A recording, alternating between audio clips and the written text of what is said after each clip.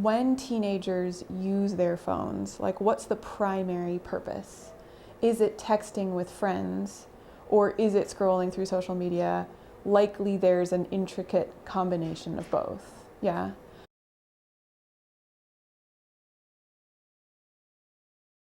The phone policy was created because we noticed that in every spare moment of students' time that they weren't expected somewhere, more and more students were just turning to their phone and not interacting with each other. And we also noticed that even though we had rules around not using phones in class, those rules weren't working very well, and students were using their phones in class. And even if they weren't using their phones in class, they would leave class and find their phones and then use them in their breaks. So it was like two main things were happening that we did not think were good. One is that phones were actually keeping students from doing the learning, like the classroom learning we want them to do. And phones were keeping students from having in-person, face-to-face connections with each other. Teachers definitely prefer this to having the previous model where we had a basket in every classroom and students were expected to put their phone off and in the basket during class time. So that's been an improvement, that we don't have to do that because students weren't always doing it.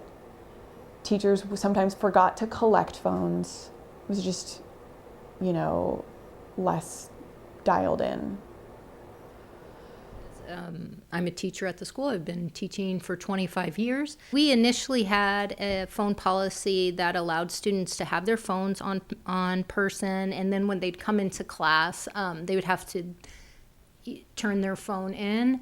And there were a lot of reasons why we're just like kind of, stumbling through this and trying to make good choices as a school and school community. It became a lot of time spent on trying to get kids to give up their phones instead of like actual learning time and critical thinking skills and creative skills being like used during the classroom time. It became almost like this thing at the start of every school or every class, that people had to sacrifice their phones or had to turn in their phones, and it just almost started class often an adversarial way, which is a really hard way to start a class. If they were completely honest, and if they're currently being completely honest, and this is the one true reason that they're removing the phones, is that they just want people to socialize more, then it's been somewhat proven that that is not the case for some people.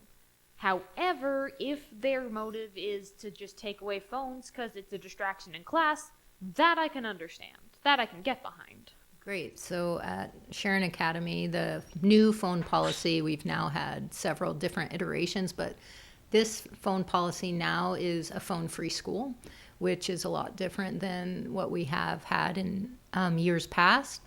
So phone-free means students don't have access to their phones, basically from the start of school until the end of school, unless there's a need to leave for an appointment or make a quick contact with a parent or something like that.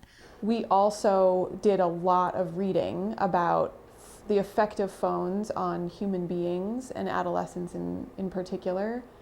And we're finding that the more we read, the more convinced we were that the right kind of policy would involve taking students' phones and putting them in a centralized, safe location, rather than, for example, having students have locked pouches that they have in their possession. I do not like it in the slightest.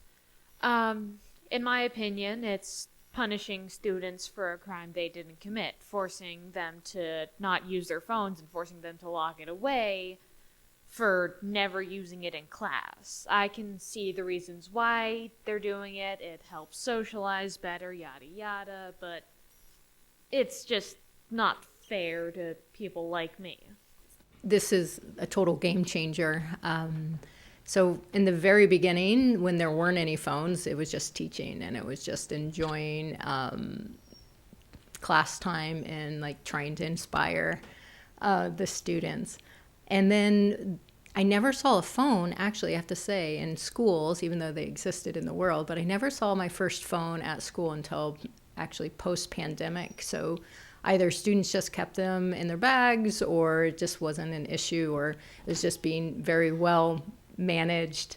For me, communicating is very hard if I don't have something to do with my hands, whether it's visually tap on a game, maybe show some memes. If I don't have something to do with my hands, then I can hardly do anything at all, basically. I really enjoy like showing them memes, showing them pictures I've taken of characters. I really love sending them updates on a game that they don't play, that I play, that they're really invested in.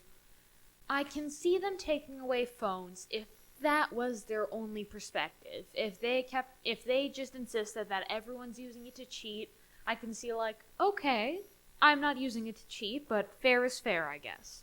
However, they're using the facade of, oh, we're trying to help people socialize more, and so it just, if they're using that and they're not using the, oh, people are cheating on their phones, then it makes no sense to me at least. But post-pandemic, the phones showed up and they were in the classroom, and it was just a really big distraction from teaching. But also something that was really different was the hallways were quiet, lunchtime was quiet, and that's because students were on their phones instead of interacting with one another during those breaks. So, class time was hard, but then that social time was just not happening because heads were down looking at phones. People may have been sitting next to each other, but they weren't interacting with one another.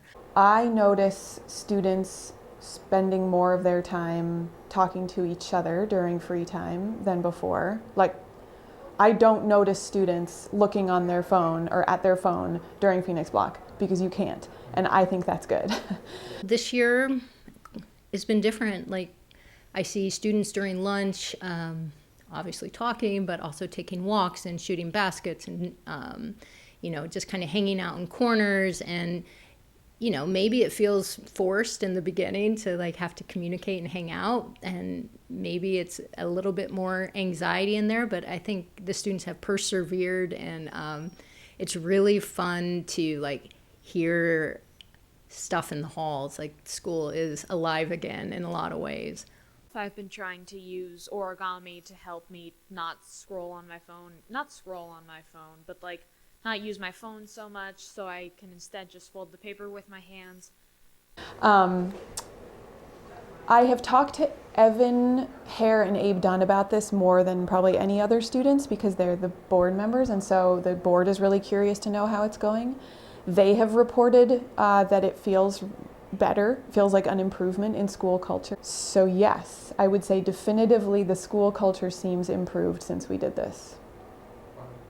And I think this year has been totally successful. There was a little bit of pushback in the beginning because I think people just didn't know what to expect, and because there's a little bit of anxiety about being pulled from your device. But it's been so nice to see everybody engaged in the hallways, and everybody engaged during lunch and before school and after school.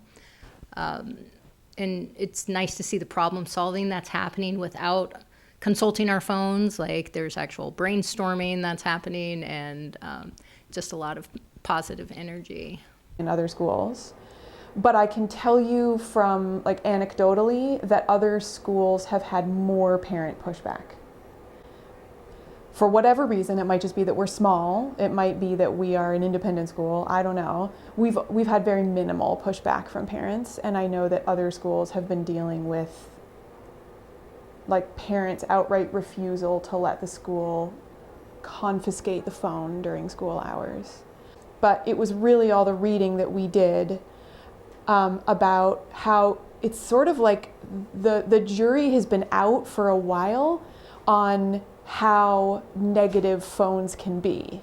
There's been ideas out there in the world that phones are detrimental, and there's definitely the idea that phones are detrimental to kids, but because it's also new and this technology has grown exponentially over the last 15 years, there's still a lot of sort of uncertainty, like does the data actually show negative effects across the board?